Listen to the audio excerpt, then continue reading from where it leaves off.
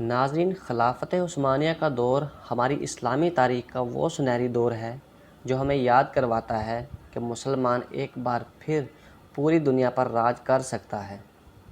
آج ہم اس خلافت کے بانی کے بارے میں بات کریں گے۔ ناظرین گرامی، 656 ہجری یعنی 1258 میں ایک ترک سردار ارطغرل غازی کے ہاں ایک بیٹا پیدا ہوا جس کا نام عثمان رکھا گیا۔ یہ وہ دور تھا جب تاتاریوں نے خلافت عباسیہ کی اینٹ سے اینٹ بجا دی تھی۔ عثمان غازی جب لڑکپن میں تھے تو ایک پر اثر بزرگ شیخ ادابالی اس وقت انہی کے پاس رہا کرتے تھے۔ شیخ ادابالی عثمان غازی کے والد ارطغرل غازی کے دوست بھی تھے۔ ادابالی اکثر عثمان کے بارے میں ارطغرل غازی سے بات کرتے اور عثمان بہت دفعہ شیخ ادابالی کی درگاہ پر ان کے مہمان بھی بنے۔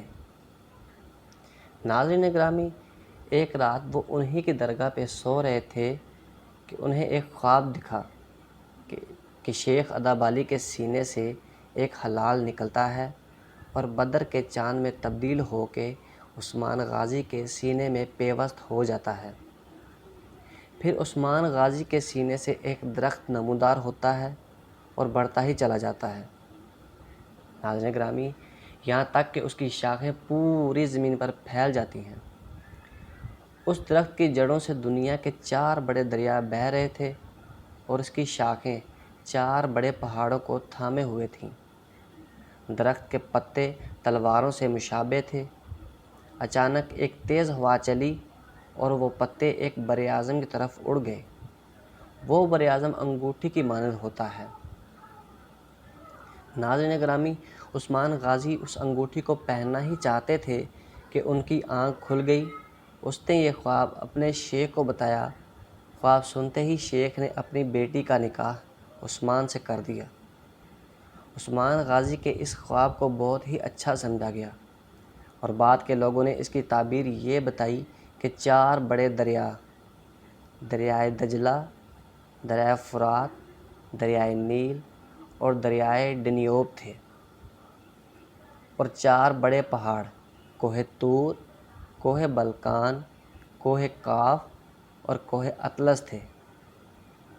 ان دریاؤں تک پھیل گئی تھی اور یہ ایک خدائی اشارہ تھا۔ عثمان غازی 1299 میں اپنی ریاست کے حکمران بن گئے۔ پوری دنیا سے سلجوقی حکومت کے خاتمے اور منگولوں کے قبضے کے بعد عثمان غازی کی جاگیر خود مختار ہو گئی، جو بعد میں سلطنت عثمانیہ کہلائی۔ عثمان غازی کی سلطنت کی سرحد قسطنطنیہ کے بازنطین سرحد سے ملتی تھی۔ یہی وہ بازنطینی حکومت تھی جو عربوں کے زمانے میں رومن کہلاتی تھی۔ بازنطینی عثمان غازی کی سرحدوں پر حملہ کرتے رہتے، جس کی وجہ سے ان دونوں میں لڑائی شروع ہو گئی۔ عثمان غازی نے ان لڑائیوں میں بہت قابلیت کا مظاہرہ کیا اور بہت سے بازنطینی علاقے فتح کر لیے۔ عثمان غازی ان قلوچائصار کا محاصرہ کیا اور بہت جلد اسے فتح کر لیا۔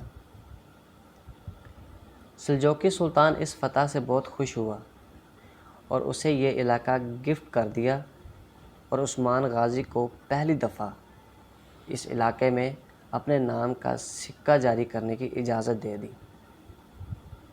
ناظرین گرامی، عثمان غازی کے بارے میں آپ کی کیا رائے ہے؟